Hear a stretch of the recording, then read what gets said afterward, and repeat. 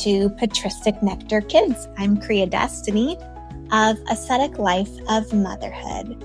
And here we like to talk about how we bring the life in the church into our homes.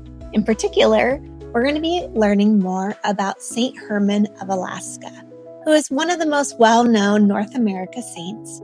And it's one that I'm especially excited about because he has several feast days.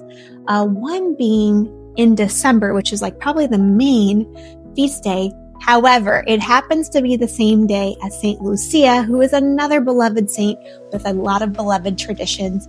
And so in our life anyway, it gets a little overshadowed. And so we are really honing in on his August feast day, which is his glorification feast day. And so we're going to take you along. And today, when we were preparing for this video and this activity, I asked my kids, we had two different options, whether or not they wanted to make what we've done in the past, which is sugar cookies in the shape of Christmas trees. Again, if you imagine his feast day is in December, think Christmas cookies. Okay, that's a fun tradition that we've done in the past.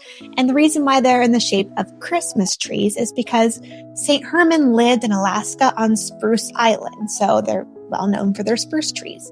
So that's one option. However, they chose option number 2, which was, what if we learn what kind of ingredients St. Herman would have had available to him in Alaska and would have made for the orphans that he cared for?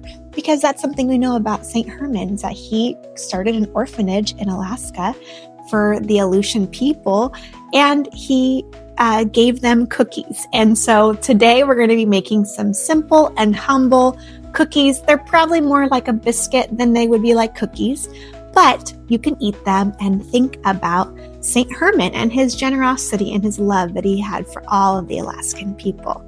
So I hope you'll stay tuned.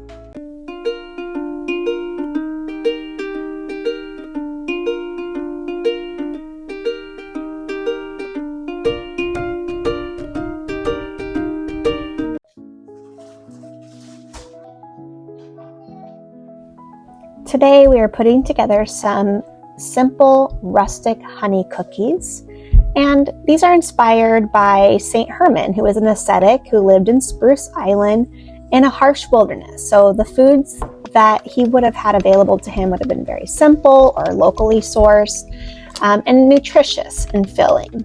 So this would be something maybe less like our cookies that we have nowadays, more like a hard biscuit or an oat cake, or maybe a sweetened bread patty. St. Herman was a monk from the Valam monastery in Russia, and he was sent to Alaska in the late 1700s.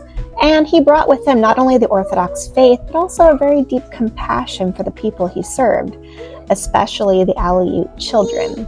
He established an orphanage in Spruce Island where he became a father to the orphans, caring for their needs, teaching them about the love of Christ. And it's said that he would often bake them simple cookies for the children, using what he had as an act of kindness and joy.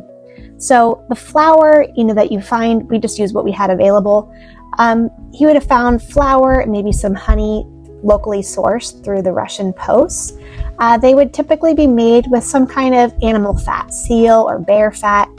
Here we're using coconut oil to adhere to the Dormition fast. They would have dried berries, so we use dried fruit because they would forage those in the wilderness. So in the spirit of St. Herman and his love for the children, we made our own version of St. Herman rustic cookies.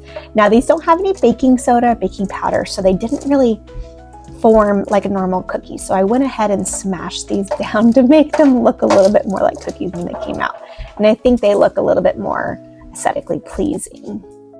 Now we celebrate the glorification of St. Herman on August 9th, which is when he was officially recognized as a saint in the Orthodox Church. Now, when discussing these cookies, my kids were really excited to see if we can find some orphans to bring these cookies to.